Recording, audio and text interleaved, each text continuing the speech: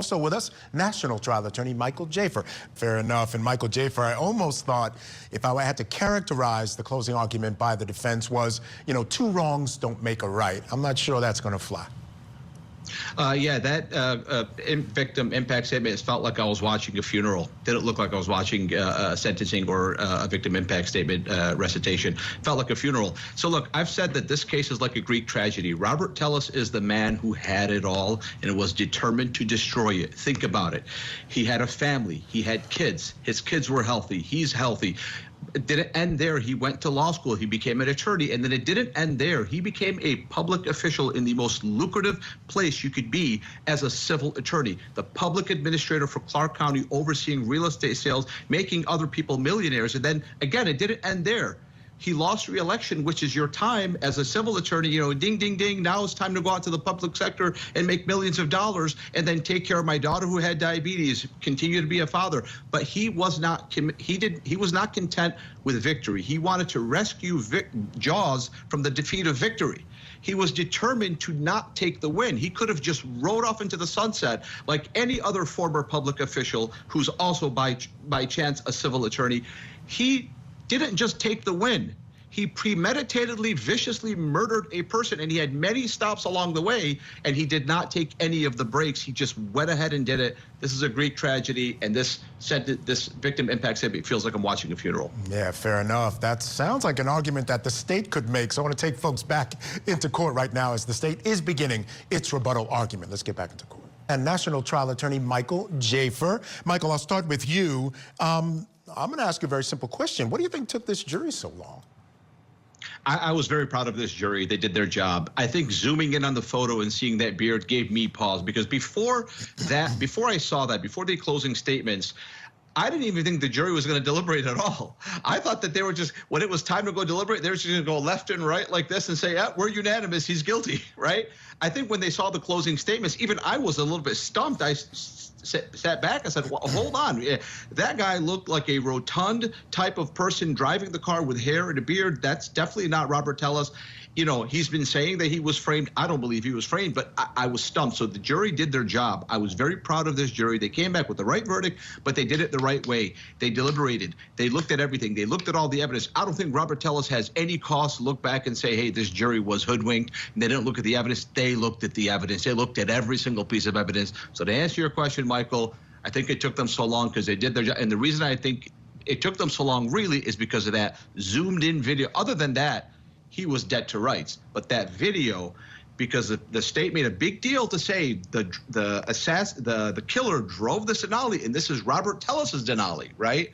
Well, you zoom in and you see that the Denali has a person not looking like Robert Tellis driving it. I think that's what took them so long. So, Michael, what's interesting about that is, in order to, I mean, that picture would have had to have been so clear that it was somebody else to fly in the face of the evidence that was presented, right? Because we had this whole theory, which I don't think anybody bought, this idea that he was being framed, but yet and still, they looked at that video. I thought the gate analysis was a little interesting as well, but they looked at those videos, they looked at those pictures, took them 11 hours, even in the face of all that evidence. When I saw that, when Draskovic zoomed in on that in the closing statements, I sat back and I think I literally lost my breath for a minute, and because I was so convinced that the evidence was overwhelming and there was no contravening evidence, right? So I think when the jurors saw that, they had to do their homework. If you're sitting in that jury room and you are about to convict someone to life, right, and they are saying that they were framed, look, I don't believe anytime a defendant says I was framed, to me, there's no defense. As a former public defender, I would see hundreds of defendants. Almost every single one of them at least thought they didn't get a fair shake by police. They didn't look at the right person. They arrested the wrong person. So when people say I was framed, I just kind of dismiss it out of hand. But it's possible. People have been framed before. It's very rare, but it happens. So if you're sitting in that room, and this is the only time in your life you've interacted with the justice system, right? You're a juror. You're not an attorney. You're not a prosecutor. You're thinking to yourself, what if this person was framed? What if? Because that picture looked like somebody different. And it's one of the things where the prosecution literally stepped into it. They made the jury know before they saw that picture, hey, whoever murdered Jeff Gehrman was driving this Denali, and this Denali belongs to Robert Tellis. So at the end of the day, your sense of justice as a juror, you think to yourself, if I convict a person who was framed, I'm giving in to the bad guys. So they did their homework, but at the end of the day, they were overwhelmed by the overwhelming avalanche of evidence against Robert Tellis. And before that, I thought they were going to deliberate probably for like 5 seconds. I thought this would be the first jury we'd ever see that just didn't deliberate. They just ruled right there, but with just a head nod, right?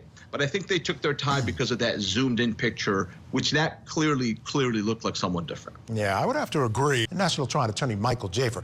Our next comment comes from Moody. Moody says, I'm shocked that they didn't believe this guy. I mean, just look at how broken up he still is over the mess the cops left in his house 2 years ago. And I believe, now again, sometimes with these things, Michael, facetiousness doesn't come across, sarcasm doesn't come across, but I would bet that viewer was being facetious, that the thing that made him cry, and I mentioned this when it happened, the thing, of all the things in this case that made him cry, was when they came in, the police came in and messed up his house when they were doing their search warrant. Yeah, I mean, that's another point. He was crying, he said, because of what they did to his family, or just put his family through. But also, if I can respond to the other thing, Mike, I mean, he's a politician. I was so shocked he didn't have his family, because when you're a politician, you run for office, you keep your family around you as though they're trinkets, as though they're like your campaign ads. And he's a politician, and he didn't have his family next to him. But then his family came in during the victim impact statement, and even his ex-wife came in and said how great of a father he was, which just completely puzzled me. But yeah, this viewer was being facetious. I think he had the same opinion that I had when I was watching the trial, which is, are we watching this? Because the evidence against Robert Tellis was like a 4th grade treasure map. Like, it literally just led to Robert Tellis. So I think this viewer was one of the millions of people watching this case who was puzzled by Robert Tellis even testifying and trying to convince the jury of what turned out to be a falsehood. Yeah, no doubt about it. Still with us to discuss this hour, National Trial Attorney Michael Jaafar. And Michael, as I'm watching that, what I thought was a very well-crafted cross-examination, all I could really think of is it really is a testimony to the power of video and pictures. Because as he's laying out the evidence in this case, it's so clear to me that he's the one that's doing this, but yet and still it took this jury 11 hours and 40 minutes or so to come to a conclusion. Michael, Christopher Hamner is a vicious prosecutor. I made a mental note when I watched this cross-examination last week. The mental note I made was, if I ever commit a crime, I'm not going to do it in Clark County, Nevada, Michael, because I don't want Christopher Hamner to come get me and prosecute me. That was vicious. I went on LinkedIn, sent him a friend request, hoping he accepts it because I want to add him to my network. He was vicious. He was effective. He was sarcastic. He was sarcastic in the right places. And that's after I saw that last week. That's why I said I think the jury is going to deliberate. I don't think they're going to deliberate. I think they're going to violate the Constitution. I think they're going to look left and right and say, you know what, we're unanimous with a head nod, right? Because it was so vicious. It was so effective, right? It's but for the zoomed in photo of this rotund person with a beard and hair driving the Denali, but for that jury would have came back the quickest jury in American jurisprudence history, right? But that was very effective. He came in and he just opened Robert Tellis up and just destroyed him. The shoe, the hat, the DNA. There's a crime lab in on it as well. And just the way his innuendo, his body language, it was very, very effective. So yeah, I was very impressed to see the way he did that. Mike, as a defense attorney, you know, it's kind of our stock in trade to know how to do good cross-examinations. Sometimes prosecutors can be not as strong because it's not something that they do all the time. They're much more into the direct examinations. So tell our viewers, how do you prepare to do such a solid cross-examination? I always say it's about preparation, preparation, preparation, and that's what struck me about this guy's cross-examination. I'll tell you how. Some of the best prosecutors and defense attorneys are people who are theater majors. It's really just an act. You're acting a lot, right?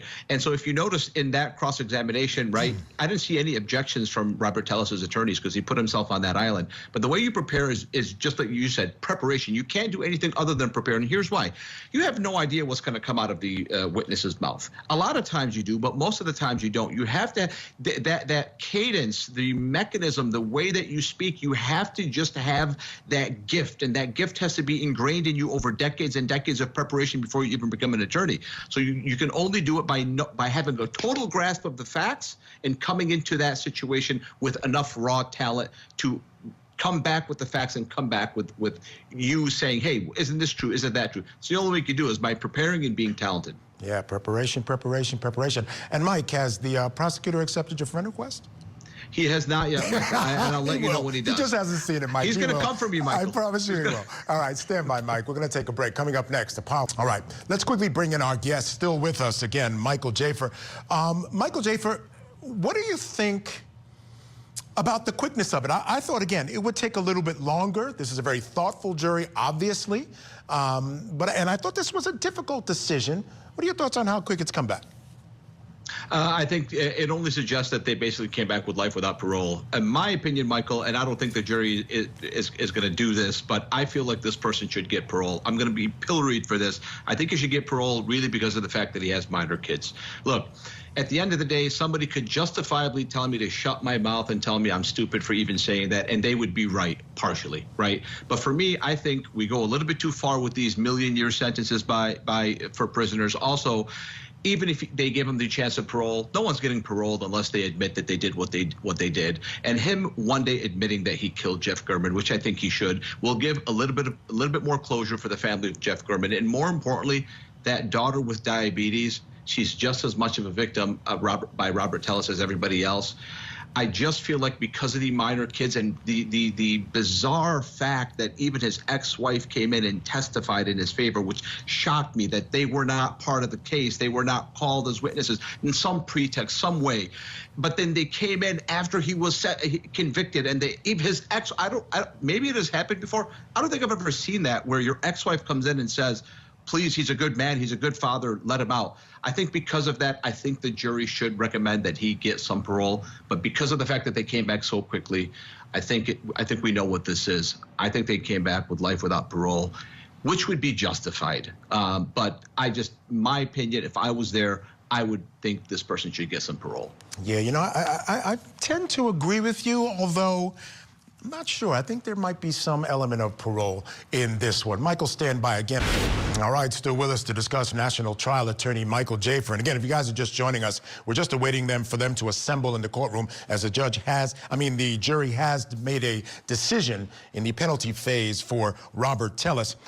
The thing I wanted to ask you, Mike, is earlier I mentioned the fact that the state, I thought, did the defendant a favor by not seeking the death penalty in this case. The district attorney out there said that he wasn't going to tell folks exactly what their decision was made of, but he said the considerations are the background of the defendant and the nature and the circumstances of the crime. Those are some of the things they consider. And I have to say, looking at the nature and the circumstances of the crime, it's death penalty all day long. So they must have been looking at the background of this guy in making the decision. So I want to get your thoughts on why you think they didn't choose the death penalty in this case. That really shocked me. The only thing I could think of is that the family of Robert Tellis went to the DA and begged for forgiveness, and it really puzzled me, to be honest with you, because what he did was very, as I say, premeditated-y. Premeditated-y is not a word, but that's a word I created for this case, because he not only premeditated the murder here, Michael, he premeditated the premeditation of the murder. Right? He had tons and tons and tons of days and weeks to change his mind. We saw the arduous journey to Jeff German's house and using his car. I mean, this is a person who has a hole in his soul, right? He was determined to destroy his entire life and the life of everyone in his family and Jeff German's family. So to me, when they didn't seek it, hey, prosecutors overcharge all the time and they overreach all the time, as they should, because they know that there's going to be a pushback and then they'll get to a conclusion that they want. Also, they have to deal with the victim's family. So I don't know how they were able to explain to Jeff German's family that they're not even going to ask or seek the death penalty. That right there shocks me and puzzles me. The only explanation I can come up with is that the family of Robert Tellis, because think about it, he had no friends in there, and he's still blaming them for framing him. So he's not only trying to beat them, he's insulting them. In his defense, his whole entire defense is an insult to the DA, but the DA didn't share. That's why I was so puzzled, because he's insulting you, and you're a competitive person, and he's insulting you, and you still gave him some grace. That puzzled me. Yeah, Mike, I would have to agree. The only thing that I could think of as well is that the family said, look, that's not something that we want in this instance. You know, again, they provided the mercy and they just did what the family asked. All right. Welcome back to Court TV Live. I'm Michael Ayala. While we continue waiting for the reading of the verdict in the penalty phase in the Investigative Reporter Murder Trial, I do want to bring back in National Trial Attorney Michael Jaafar. And Michael, in the closing statement by the defense, basically said this. He said, the judgment that you make in this case regarding the penalty phase will have an indelible effect on the defendant's life and on your life as well. You know, and I was thinking about that, and I'm saying, you know, we ask remarkable things of juries, and I tend to agree with that statement. Yeah, that Draskovic really shocked me in such a good way, the way he did that in defense. And I took a couple of notes that I'm going to use in the future.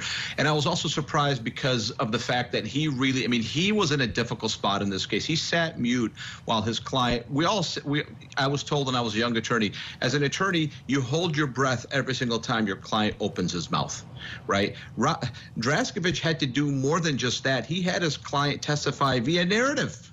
Right. And so then he came up and had to do the recitation, both the closing statements before the verdict and then after the verdict. Right. And so I thought that that was very remarkable, the way he said it.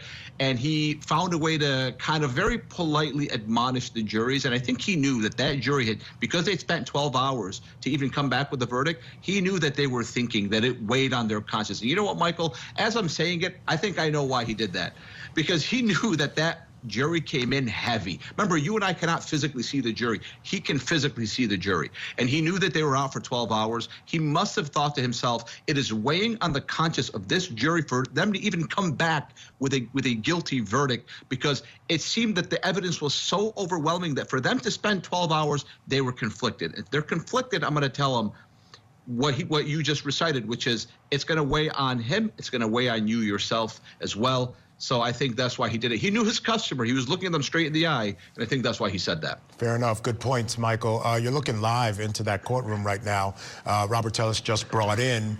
I believe they're waiting for the jury to now be brought in so that they can deliver their verdict in this phase. Again, what is he facing? The possibility of 50 years in prison. This is the lightest sentence he could get, with parole after 20 years. You can also have life in prison with the possibility of parole after 20 years, or life in prison with no parole. Now, I just want to mention, just the fact that you're eligible for parole after 20 years, whether you get 50 years or life, doesn't mean you're going to get it. In fact, a lot of cases, in most cases, they don't get it. Even if you're an exemplary prisoner, there are lots of reasons why you may not get paroled, including family members will continue to come in and testify at your parole hearing about the effect the case had on them, et cetera, et cetera. Again, this family may have asked for mercy from the beginning from prosecutors, which is why maybe they didn't seek the death penalty. They may do the same thing, perhaps at a parole hearing. I do not know. But again, what they're doing now is waiting for the jury to be brought in. Robert Tellis just showed up a few minutes ago. And quickly, Michael Jaafar, you talked about the fact that he took the stand and gave a narrative. For us as attorneys, it was immediate red flags as to why that would happen. Do you think it had any noticeable or appreciable effect on the jury, the fact that he took that approach to his testimony? I think it was very destructive to his case to take the narrative. Absolutely, for many reasons. Number one, they would have seen that he was adamant in doing something that possibly his attorney. Whenever you tell your attorneys to sit on the side in a courtroom, juries, they grow up watching movies and shows of trials. They never see a defendant testify in a narrative, because it can come off as kind of admonitory and lecturing them. So they're not used to seeing that. Even I'll admit, it was a little disorienting for me to watch it. So I think it absolutely hurt his case from that angle. It also hurt his case because it, kind of like put a wedge between him and his attorneys. We saw his attorney the two times that he was interviewed by Matt Johnson outside of the courtroom.